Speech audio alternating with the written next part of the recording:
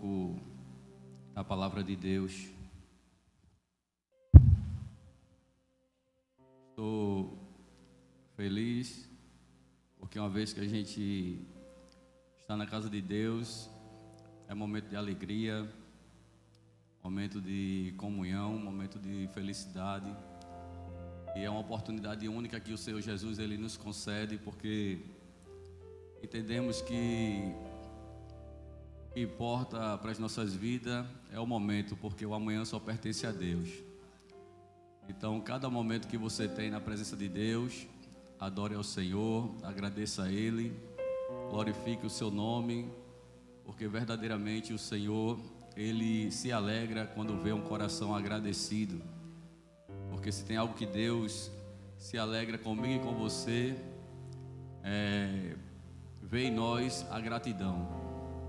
Porque com certeza esse dia, tarde e noite de domingo, Deus ele fez maravilhas na nossa vida, livramentos, bênçãos, e você estar aqui porque o Senhor é bom, irmãos. Quantas pessoas desceram a sepultura, estão aí em um hospital, não porque nós somos melhores, mas porque a misericórdia de Deus nos alcançou. Então precisamos ligeiramente agradecer ao Senhor em nossas vidas. Amém? Louva a Deus pela oportunidade que o nosso pastor Elias nos dá de trazer a palavra nesta noite. Louva a Deus pela vida da igreja que está aqui. Não serei cansativo aos irmãos, mas eu peço aos irmãos que prestem bastante atenção, porque com certeza o Senhor ainda tem uma palavra aos nossos corações nesta noite. A palavra que orava eu ao Senhor para trazer para a igreja, porque eu entendo, irmãos, que a igreja ela não é minha, a igreja é do Senhor. E toda pessoa que é chamada por Deus para ministrar a palavra de Deus, antes de trazer uma palavra para a igreja, ele é confrontado com a mesma palavra. E da mesma forma Deus ele fala conosco, ele trabalha no nosso coração. E eu reconheço e quero dizer aos irmãos que Deus falou comigo antes de transmitir esta palavra para os irmãos. E eu me converti novamente. Amém? Porque toda vez que a gente lê a palavra de Deus, que nós somos confrontados, por quê? Porque a palavra de Deus ela precisa confrontar a nossa natureza, irmãos. A palavra de Deus ela confronta a minha e a tua vida. Ela vai onde a gente não quer que ela entre. Ela chega em local que a gente não quer, nem deseja que ninguém mexa, mas o Senhor ele vai e mexe. Porque verdadeiramente Deus ele quer o melhor para nossas vidas. Por favor, abra sua Bíblia no livro de 1 Coríntios. 1 Coríntios, capítulo de número 6.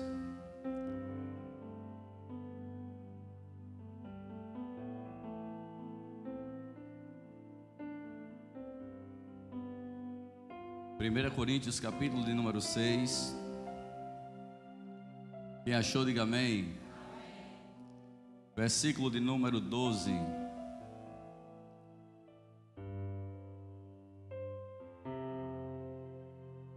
Diz assim: todas as coisas me são lícitas, mas nem todas as coisas convêm. Todas as coisas me são lícitas, mas eu não me deixarei dominar por nenhuma delas, ou por nenhuma, em algumas traduções. Amém? Vou repetir: todas as coisas me são lícitas, mas nem todas as coisas convêm. Todas as coisas me são lícitas, mas eu não me deixarei dominar por nenhuma. Glória a Deus. Queridos,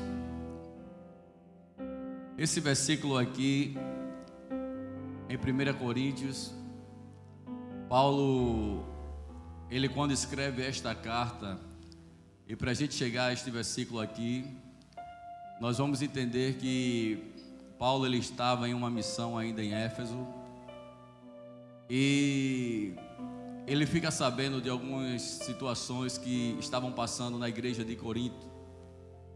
Dentre elas, algumas dificuldades como divisões, distorções da palavra do Senhor e algumas imoralidades sexuais ou moral. E Paulo ele entende como o seu chamado era de ensinar a igreja do Senhor a um dia se encontrar com o mesmo Jesus, Paulo ele escreve esta carta de punho para esta igreja, justamente acerca de algumas situações, e dentre elas, Paulo ele agora retrata sobre a liberdade de tomar decisões. Paulo aqui neste versículo, ele é bem claro e taxativo quando ele diz que todas as coisas são lícitas, todas as coisas eu posso fazer, tudo aquilo que eu quero fazer eu faço, mas ele diz que nem tudo convém. A palavra convém significa aquilo que é proveitoso, aquilo que serve. Paulo está dizendo, olha, tudo você pode fazer, mas será que vai ser proveitoso para a vossa vida? Será que vai servir para as vossas vidas ao ponto de glorificar o nome do Senhor e atrair as bênçãos de Deus? Porque as bênçãos de Deus, irmãos, ela é atraída através da nossa obediência ao Senhor. As bênçãos de Deus, ela é atraída no nosso decorrer da caminhada e na nossa aprovação diante do Senhor. Observe que muitas igrejas estão hoje criando meios e maneiras para atrair as pessoas,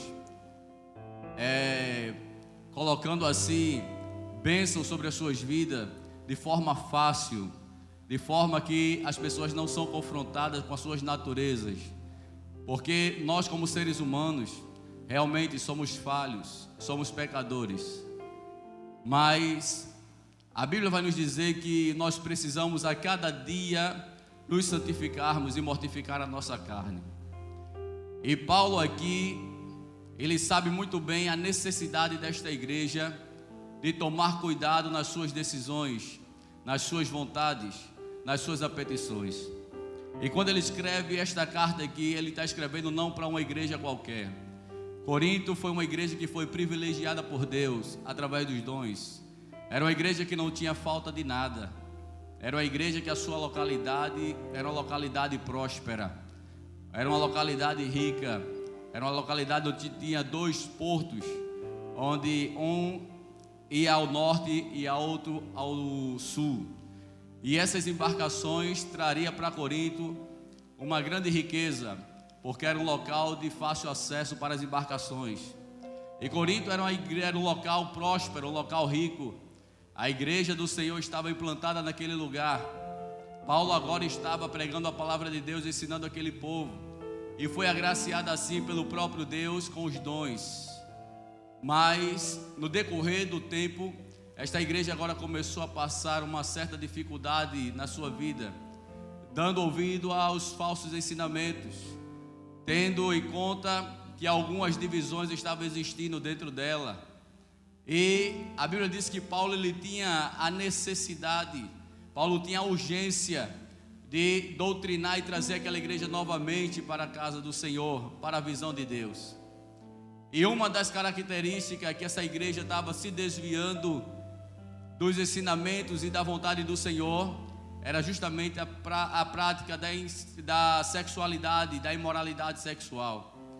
E ele vai tratar de alguns assuntos que com certeza o Senhor estava lhe dando a orientação para trazer o povo novamente para si. E num desses assuntos ele fala aqui neste versículo aqui, no versículo de número 12, quando ele diz, todas as coisas me são lícitas, ou seja, ele está dizendo, tudo é permitido a mim, mas nem todas as coisas convêm, ou seja, ele está dizendo, nem tudo é proveitoso ou serve para a minha vida. Se a gente parar para observar, nós sabemos e entendemos e temos a convicção que Deus ele nos deu o livre-arbítrio de escolha. Deus ele dá o livre-arbítrio para cada um de nós. Eu costumo sempre dizer que você vai ser o que você desejar ser. Se você quiser ser um médico, você vai estudar e vai conseguir ser um médico. Se você quiser ser um empresário, você vai estudar, vai correr atrás e vai ser um empresário. Se você desejar ser um pastor, você vai correr atrás. Se tiver a chamada de Deus, você será um pastor. Mas se não tiver uma chamada, aí fica meio difícil, porque pastor tem que ter chamada.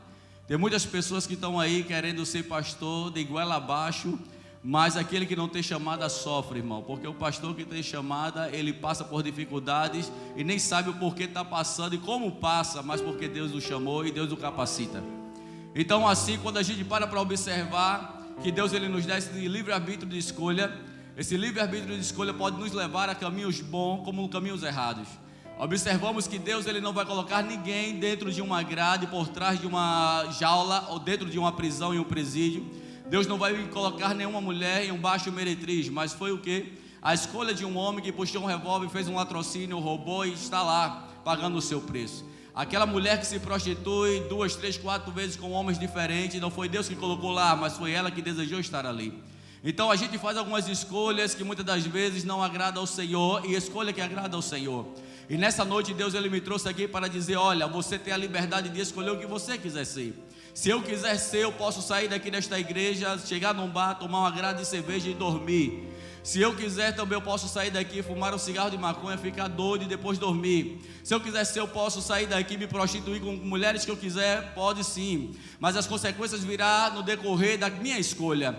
Então Deus está dizendo nesta noite: você tem um livre-arbítrio de escolha para ser o que você quiser ser. Mas eu quero te dizer nesta noite que Deus ele te chamou e te orientou e nos orienta. Entender que existe um céu nos esperando e que a escolha melhor para mim, para a tua vida, não é a gente estar em busca das melhorias daqui deste mundo. Por quê? Porque eu entendo que quando eu obedeço a Deus, as bênçãos de Deus ele vai correr atrás de mim. Não vai precisar eu ir atrás de rosa, não vai precisar eu ir atrás de água benta, não vai precisar eu estar fazendo campanha de A de B, não. O que vai precisar é eu andar nos caminhos do Senhor com fidelidade. É certo que eu sou falho, você é falha, nós pecamos, mas a Bíblia diz que aquele que peca e deixa, alcança de Deus é misericórdia. Misericórdia é o quê? Favor não merecido. Eu não mereço, você não merece, mas quando a gente peca e deixa, a misericórdia de Deus, o favor não merecido, ela alcança a minha e a tua vida. Você está entendendo o que Deus está falando com você? Mas eu quero te dizer nesta noite, quem somos nós? Deus ele falava ao meu coração e dizia: meu filho, você precisa entender e mostrar para a igreja quem são vocês, quem somos nós. E eu quero que você entenda neste momento que em primeiro lugar nós somos criatura ou criação de Deus. E a criação de Deus, né?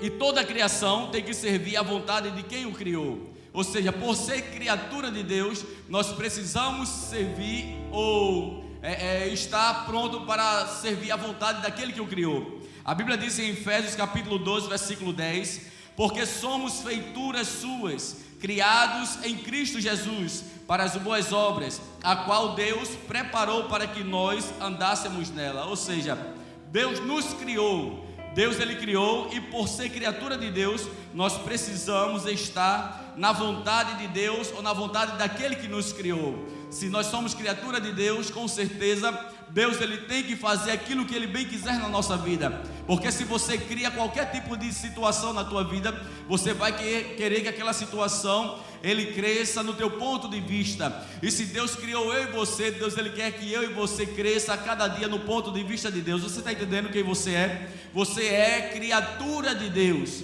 Nesta noite Deus vai me mostrar e te mostrar, à luz da Bíblia, quem somos nós. Porque muitas das vezes a gente anda aleatoriamente neste mundo e a gente não entende quem somos nós. Vou te mostrar o quanto você é importante, o quanto você é querido de Deus, o quanto Deus ele te chamou, o quanto Deus tem uma estima por você e o porquê da preocupação de Deus. Desde outrora, com os profetas, Deus sempre levantou homens para trazer a multidão para a sua presença. Por quê? Porque ele entende que as pessoas têm uma dificuldade de entender o que é o céu. Porque nós estamos na terra, ninguém viu o céu ainda. Mas eu quero te dizer que o céu a gente não enxergou, mas nós precisamos sentir a necessidade e a vontade de um dia morar lá. Quantas pessoas já não sentem mais a vontade de morar no céu? Quantas pessoas já não sentem mais a vontade do arrebatamento? O arrebatamento é uma ministração que cada vez está escassa na casa do Senhor. As pessoas já não mais falam do arrebatamento da igreja do Senhor, já não mais falam da dificuldade que nós temos aqui para chegar até lá. Muitas pessoas já não querem mais questionar acerca da santidade do Senhor. Por quê? Se eu falo de santidade, as pessoas vão ficar caladas. Se eu falo de arrebatamento, as pessoas não vão glorificar.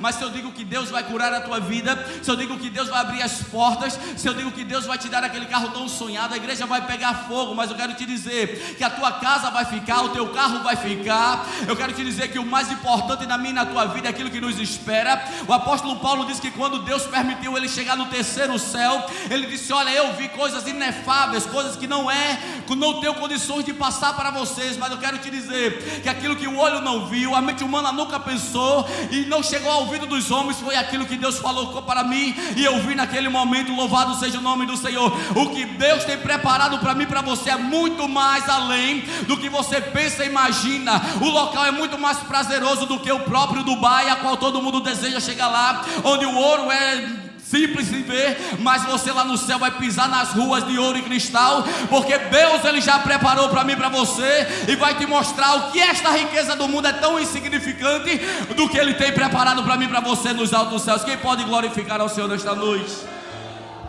Glória ao nome de Jesus. Então nós somos, primeira coisa, vai guardando aí no teu coração. Primeira coisa, entenda, nós somos criatura de Deus. Foi Deus que nos criou, e se Ele criou, Ele quer que a gente seja do jeito que Ele quer. Gênesis capítulo de número 2, versículo 7 e o versículo 21 e o 22, depois você lê aí. Diz que Deus criou o homem do pó da terra, e depois fez o homem dormir, e tomou uma das suas costelas e criou a mulher. Novamente eu estou te mostrando à luz da Bíblia que foi Deus que nos criou. Deus ele pegou o homem do pó da terra, soprou o fôlego de vida nas suas narinas e fez eu e você alma vivente. Ou seja, nós somos criatura de Deus. Se somos criatura de Deus, Ele quer que a gente venha crescer a cada dia no seu ponto de vista. Você entende o porquê Deus ele se decepciona quando a gente está se desviando da vontade dEle? Porque quem nos criou foi o próprio Deus. Louvado seja o nome do Senhor. Em segundo lugar, eu quero te mostrar nesta noite que você não só é criatura de Deus, mas você também é embaixador de Deus. Louvado seja o nome do Senhor. O que é embaixador? O que representa embaixador? O embaixador representa uma nação ou um país. Deus, quando diz através do apóstolo Paulo que nós somos embaixadores de Cristo Jesus, Ele está dizendo: vós sois os meus representantes na terra. Você já entendeu o quanto isso é pesado sobre a mim e sobre a tua vida? Não é o pastor Gutenberg que está te falando, mas é a palavra de Deus que está falando. A Bíblia diz aqui no livro de Coríntios, capítulo 5, versículo 20: de sorte que somos embaixadores de Cristo, como se Deus por nós nos rogasse. Rogamos-vos, pois, da parte de Cristo, que vos reconcilieis com Deus. Ele está dizendo, por vocês ser embaixadores, representantes de Cristo, nós precisamos todos os dias se reconciliar, se aproximar, estar perto de Deus, buscar o Senhor, estar próximo dEle. Por quê? Porque quem se reconcilia sempre está perto do Senhor e sempre levará aquilo que o seu dono, aquilo que o país quer que ele represente. Louvado seja o nome do Senhor. Todo embaixador tem que representar o seu país, e nós somos representantes do céu nesta terra. As pessoas têm que olhar para mim, para você, e tem que ver em mim você alguém que defende o Evangelho, não só no falar, mas nas nossas atitudes, nos nossos comportamentos, no nosso dia a dia. Porque uma vez que você anda com fidelidade ao Senhor, você está defendendo e está sendo representante do céu. Você entende o quanto você é importante? Você é mais importante do que um vereador, do que um deputado, do que um prefeito. Você é embaixador de Cristo Jesus. Deus te chamou, Deus te escolheu para te dizer: eu conto com você para representar o céu que te espera. Louvado seja o nome do Senhor. Terceiro lugar, nós iremos correr um pouco, mas vai dar para a gente destrinchar tudo. Terceiro lugar que nós somos: primeiro, criatura de Deus. Segundo, embaixador de Cristo Jesus, representante do céu. Terceiro lugar, nós somos a imagem e semelhança de Jesus Cristo. Você é a imagem e semelhança de Jesus. Pode olhar para o teu irmão e dizer: você é a imagem e semelhança de Cristo. Diga novamente: você é a imagem e semelhança de Jesus. Você entende o quanto isso é importante? Você entende o quanto isso é importante? A parte A do versículo do capítulo de número 1, versículo número 26, a parte A de Gênesis diz assim: disse Deus: façamos o homem a nossa imagem. Ou seja, o que é a imagem? É a imitação da forma de uma pessoa ou de um objeto. Deus, quando está dizendo, façamos o homem a sua imagem, Deus está dizendo: vocês serão a minha imitação. Vocês irão me imitar. Vocês serão a minha imagem. Agora eu pergunto para a igreja, e isso eu perguntei nesta tarde para mim: como é que está a nossa imitação? Como é que eu estou imitando a Deus? Sabemos que nunca nós iremos ser como Deus, nunca. Mas o apóstolo Paulo mesmo, você pode dizer, mas foi Deus que falou, como é que a gente vai ser imitação de Deus? Mas o apóstolo Paulo disse: olha, faça o seguinte para melhorar: sede meus imitadores, assim como eu sou de Cristo. Ele está dizendo: tenha a minha imagem, tenha o meu comportamento, assim como eu sou de Jesus Cristo. Ele está dizendo: olha, vocês precisam imitar aqueles que estão buscando mais o Senhor, aqueles que estão na presença de Deus, aqueles que estão andando nos caminhos do Senhor, agradando a Ele. Uma vez que nós andamos com pessoas que servem a Deus e que verdadeiramente estão fazendo a obra do Senhor, automaticamente nós iremos se aproximar de Deus. Entenda? Quando Jesus está dizendo aqui: vós sois a minha imagem e semelhança, Ele está dizendo semelhança, aquilo que se parece.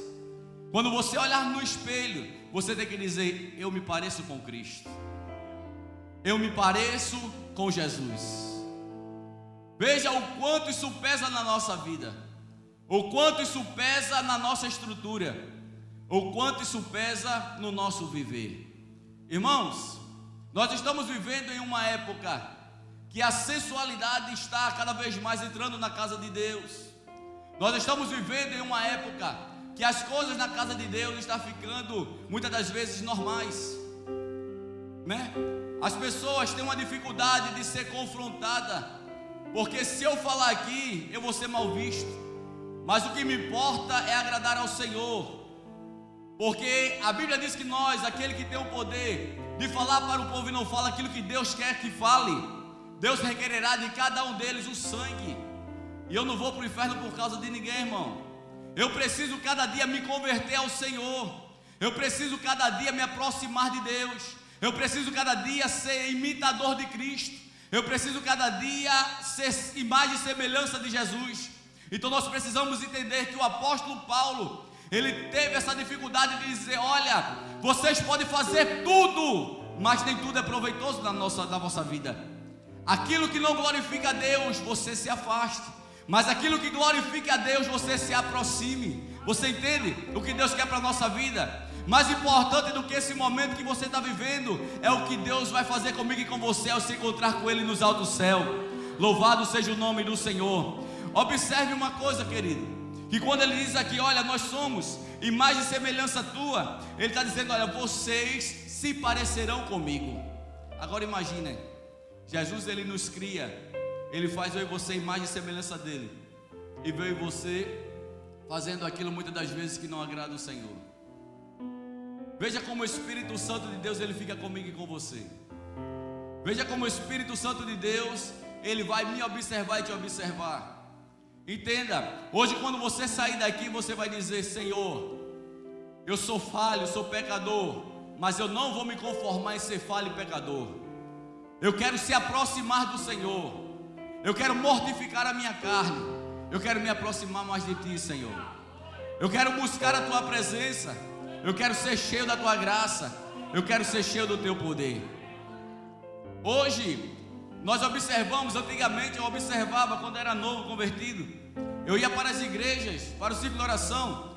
E às vezes, muitas das vezes, os templos, e templo não as igrejas, era aquele piso batido, aquela casa que era 1, 2, 3 ventilador, um púlpito tão fraquinho, né? Quando a gente ia para as vigílias, era tanta muriçoca que a gente mal conseguia orar, mas as pessoas tinham vergonha de ficar sentadas. Todo mundo, tinha gente que dormia no banco, mas não se sentava, porque entendia que a oração era primordial na sua vida. E mesmo naquele ambiente tão fraquinho, mal prazeroso de estar, mas era quando a gente se ajoelhava, demorava 10, 4, 5 minutos, Deus bradava dentro da igreja, usava aquelas senhoras, falava para a sua igreja, dizia o que Ele queria. E hoje a gente vê, irmão, isso cada vez mais sumindo da casa de Deus. Deus mudou não, quem muda é eu e você. Deus não está preocupado, é claro que Deus é muito bom, ter aconchego, ter coisa boa, ter casas prazerosas, tem que ter sim, porque as coisas de Deus tem que melhorar. O diabo tem casa de boate aí, luxuosa, porque a casa de Deus não vai ser. Tem que ter lugar bom, lugar prazeroso. Mas o que mais se preocupa em Deus é a minha e a tua vida.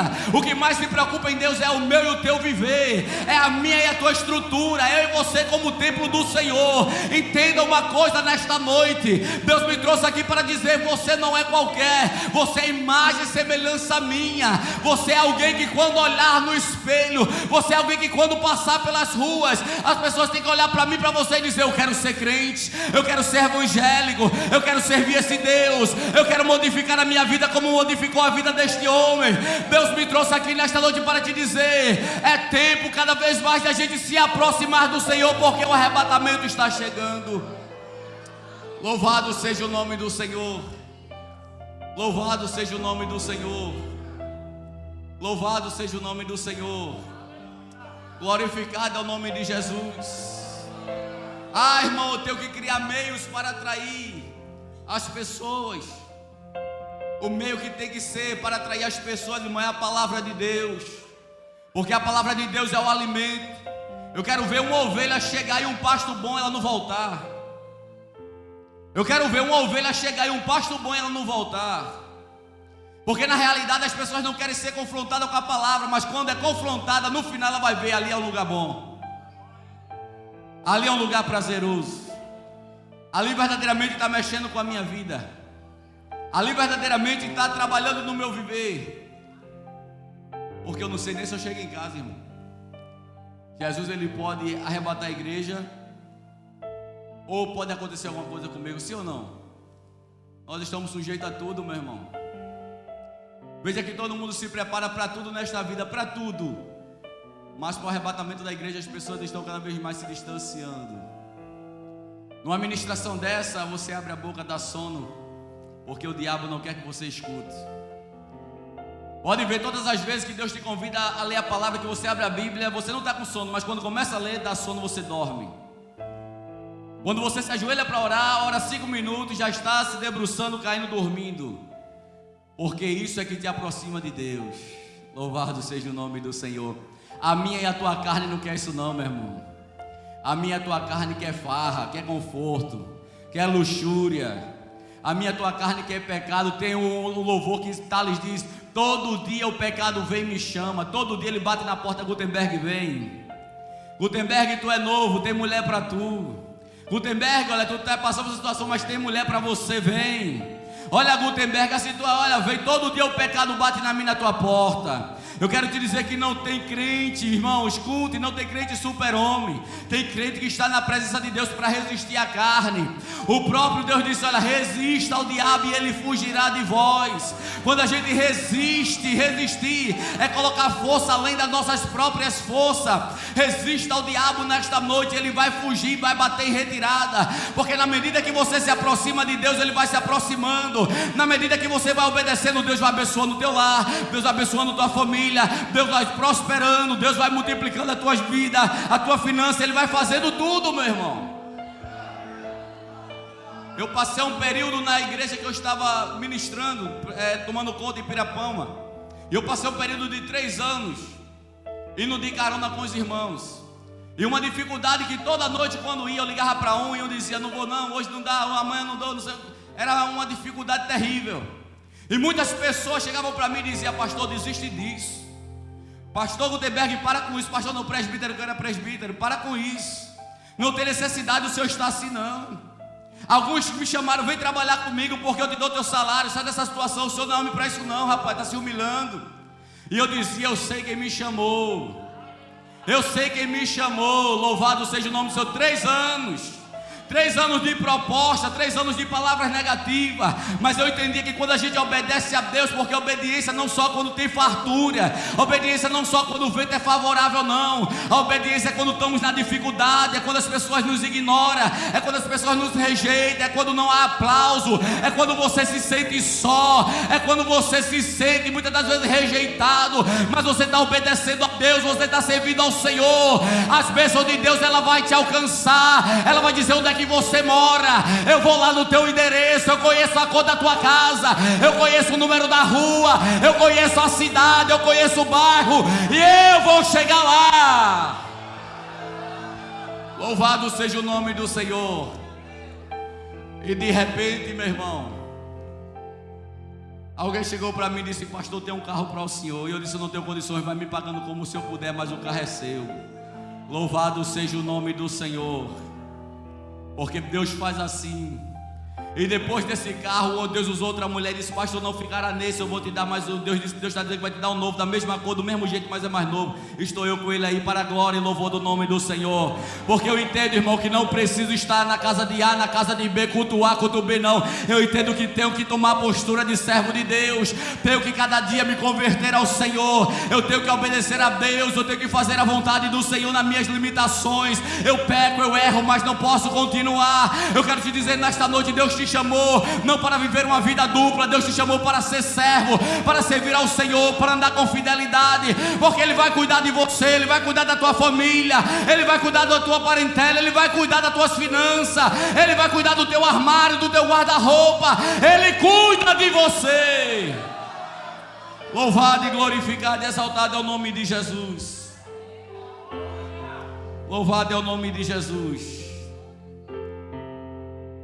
Primeiro lugar, nós somos criatura de Deus. Segundo lugar, embaixadores. Terceiro lugar, imagem e semelhança do Senhor. Está pouco? Você está achando que está pouco? Você é criatura. Você é representante de Deus. E você é imagem e semelhança dele. Presta atenção para cá, deixa os irmãos ali. Criatura, embaixador e imagem e semelhança de Deus. Em quarto lugar, nós somos morada de Deus. Diga para o teu irmão: você é morada de Deus. Agora diga assim: você, escute, olha para cá. Diga assim: você vai receber alguém que você tanto almeja, com a casa desarrumada. Agora diga para alguém que está ao teu lado: arruma a casa. É tempo de usar água sanitária, cloro, desinfetante espiritual. Nesta noite Deus está dizendo e me convidando e te convidando a fazer uma faxina na minha, na tua vida. Deus está dizendo: é momento de faxinar. Oh, glória ao nome de Jesus. A gente recebe um carnal, irmão, um amigo, um colega carnal, pecador na nossa casa, quando diz: eu estou indo. A faxina é grande, coloca os melhores talheres, os melhores copos que está lá na caixa faz 10 anos, mas porque vê alguém que você tanto almeja, tira de lá e coloca na mesa. A toalha mais bonita, coloca aquele cheirinho dentro de casa, fica uma coisa linda. Fica tudo maravilhoso. Por quê? Porque você quer impressionar aquela pessoa. Você quer mostrar para aquela pessoa o quanto ela é importante para você. E por que não fazemos isso com Jesus? Nós somos morada de Deus. Primeiro, criação de Deus. Segundo, embaixador de Cristo Jesus, representante do céu. Terceiro, somos imagem e semelhança do Senhor. E quarto, somos morada de Deus.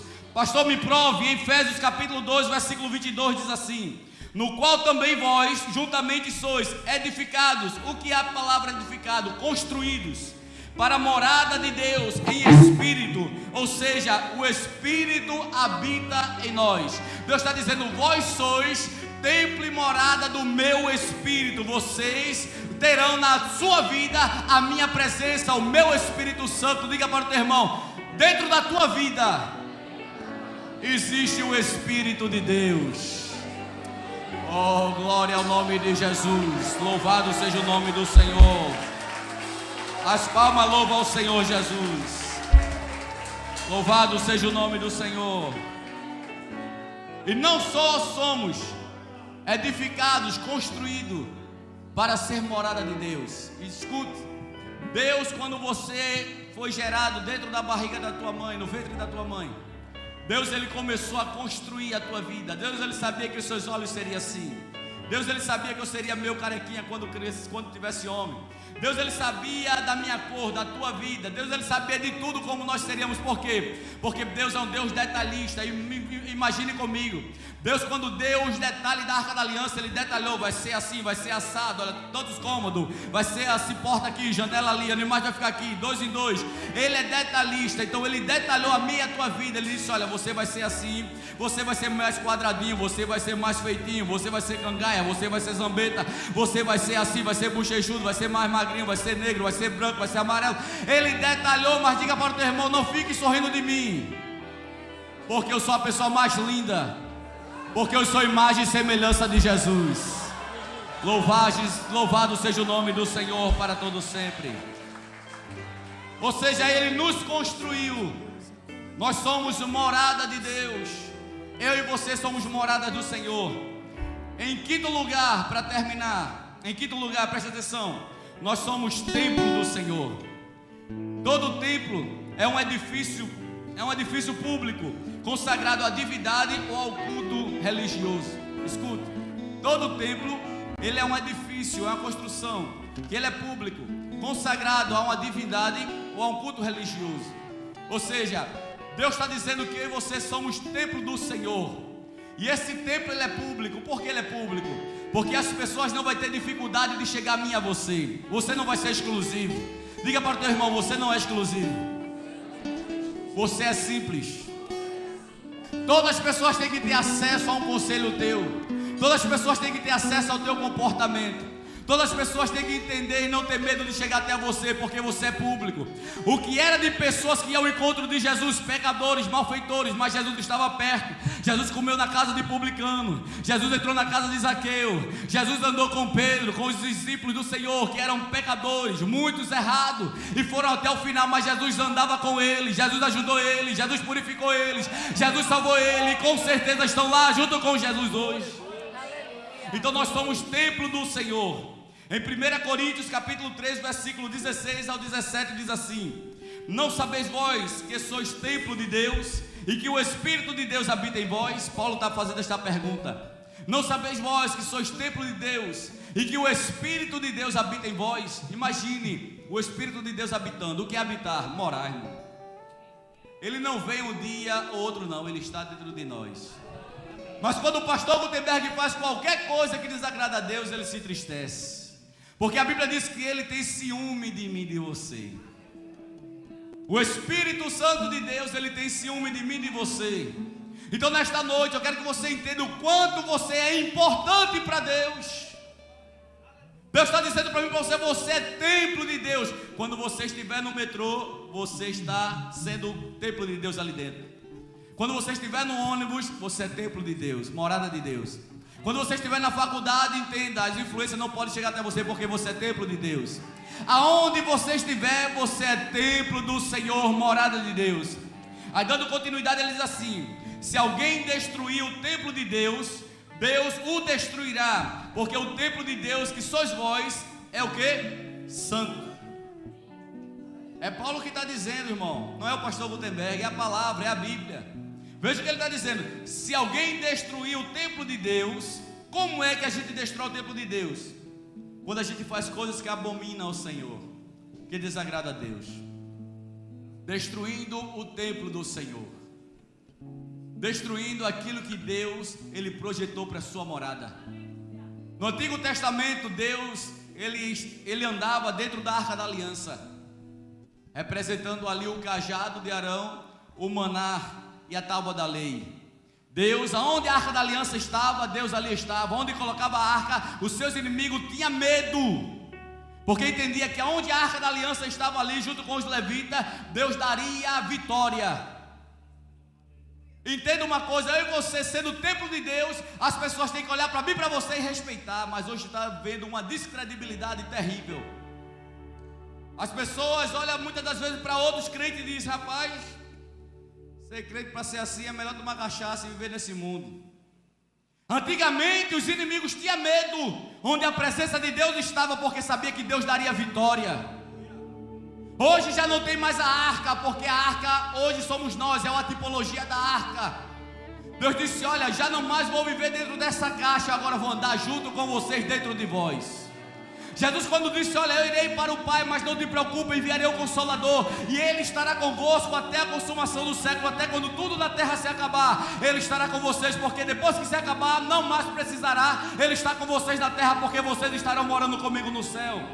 Mas enquanto estiver na terra, o meu Espírito Santo estará junto com vocês. Diga para você agora nesta noite, diga para o teu irmão: o Espírito de Deus Ele está habitando e morando dentro de você. Louvado seja o nome do Senhor. Mas não destrua o teu templo. Não destrua o templo do Senhor. Nesta noite Deus ele manda te dizer e me diz também: nós precisamos fazer nesta noite uma faxina geral na nossa vida. Ninguém tem autoridade de examinar a tua vida, irmão. Homem nenhum, eu nem pastor nenhum. Não tem como dizer como é que está você. Em Coríntios 11, Paulo vai dizer: examine-se, pois, o homem a cada um. Quando a gente se examina, a gente faz uma análise da nossa vida e entendemos que o que Deus fez para nós e o que Ele tem na nossa vida é muito maior e melhor do que nós pensamos e imaginamos. Então nessa noite, Deus me trouxe aqui para te dizer: você é criação de Deus. Você é imagem e semelhança do Senhor. Você é templo do Senhor. Você é templo do Senhor. Você é, deixa eu ver aqui, criação de Deus, embaixador de Cristo, imagem e semelhança do Senhor, templo e morada do Espírito Santo.